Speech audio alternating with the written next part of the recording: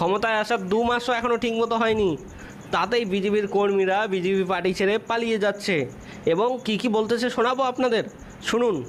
আমাদের কোনো ডাকাডাকির কোনো প্রশ্ন নেই, আমাদের সঙ্গে আলোচনা নেই, আমাদের কোনো স্থান নেই বিজেপি পার্টি অফিসে, এবং একটা বিশাল আকার কাটমানির বিষয় চলছে।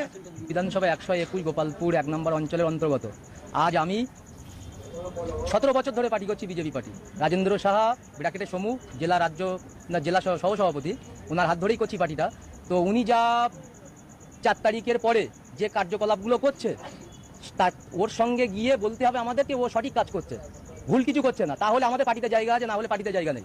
তার জন্য আমরা সাইড হয়ে গেছি, অন্যায়কে প্রশ্রয় দেবো না বলে সাইড হয়ে গেছি। সাইড হয়ে যাওয়ার পরে আমার নামে 6খানা কেস দিয়ে দিয়েছে। যেটা বুঝতে পারছি যে আমরা যারা এত কষ্ট করে দলটা করছিলাম, আমাদের মতন যারা কর্মীরা রয়েছে এই মানসিকতা নিয়ে, তাদের সঙ্গে প্রতিনিয়ত যেভাবে প্রতারণা হচ্ছে, সেই জায়গায় দাঁড়িয়ে যদি আমরাই প্রতারিত হই, তাহলে সাধারণ মানুষের সঙ্গে কিরকম